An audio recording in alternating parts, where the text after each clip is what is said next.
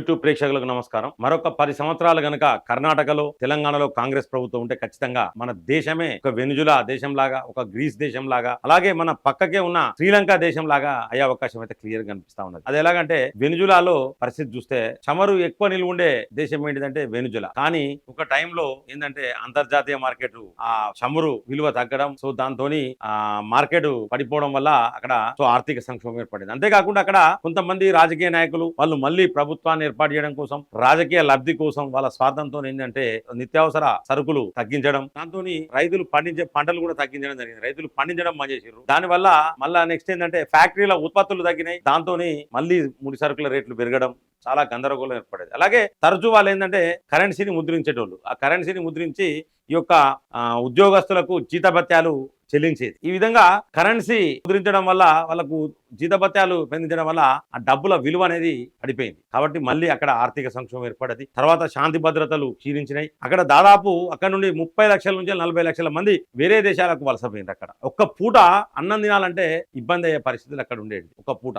అలాగే కొంతమంది తల్లులు ఏం చేసిందంటే పిల్లలను తిండి కోసము బతకడం కోసము పిల్లలను అమ్ముకునే పరిస్థితికి వచ్చిందంటే వెనుజులా దేశం ఎంత పరిస్థితి ఉన్నదో మీరు ఒక్కసారి అర్థం చేసుకోండి. ఏదైతే ఈ ఉచిత పథకాలు మన దగ్గర పెట్టినటువంటి పథకాలు 2500 రూపాయలు మహిళలకు ఇస్తానడం, నిరుద్యోగ భృతి, ఈ విధంగా అన్ని ఉచిత పథకాలు చాలా ఉన్నాయి. 4000 పెన్షన్, 6000 పెన్షన్స్, ఈ విధంగా ఉచిత పథకాలు వీటితోని చాలా ఇలాంటి పథకాల వల్లనే వెనుజులా దేశం ఆగమైపోయింది. ఆ తర్వాత సేమ్ అదే పరిస్థితి శ్రీలంక, అదే పరిస్థితి ఈ యొక్క గ్రీస్ దేశం. సో ఈ అన్ని దేశాలను మనం వాటి పరిస్థితులు కూడా మనం గతంలో చూసినాం. సో మన దగ్గర కూడా ఏంటంటే 2500 రూపాయలు ప్రతి మహిళలకు ఇస్తున్నారు. అంటే దీనివల్ల దాదాపు కనీసము నెలకు ఒక 150 కోట్ల భారం పడుతుంది. 150 కోట్ల భారము మన రాష్ట్రం మీద పడుతుంది. ఇట్లాగే వ్యవసాయ కూలీలకు, నెక్స్ట్ రైతు బంధు, అలాగే నిరుద్యోగ భృతి, ఇవన్నీ చూసుకుంటే ఏంటంటే నెలకు దాదాపు 10,000 కోట్ల రూపాయలు అప్పు చేయాల్సిన పరిస్థితి వస్తుంది. సో దీంతో ఏంటంటే ఖచ్చితంగా ఈ రాష్ట్రం దెబ్బతింటది. ఈ రాష్ట్రం దెబ్బతినడం వల్ల దీని ఇంపాక్ట్ అనేది దేశం మొత్తం మీద పడుతుంది. ఇలాంటి పథకాలే, ఇలాంటి గ్యారంటీలే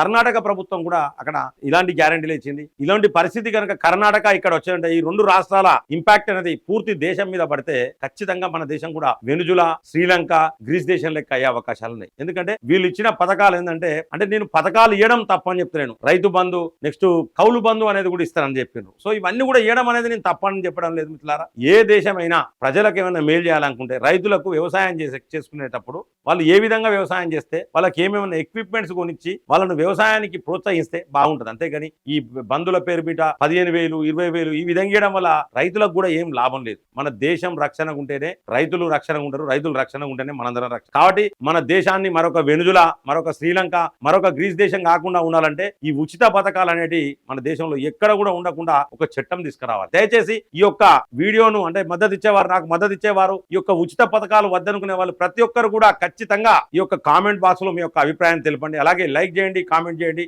సబ్స్క్రైబ్ చేయని వాళ్ళందరూ కూడా మన ఛానల్ సబ్స్క్రైబ్ చేయండి. జై హింద్, జై భారత్.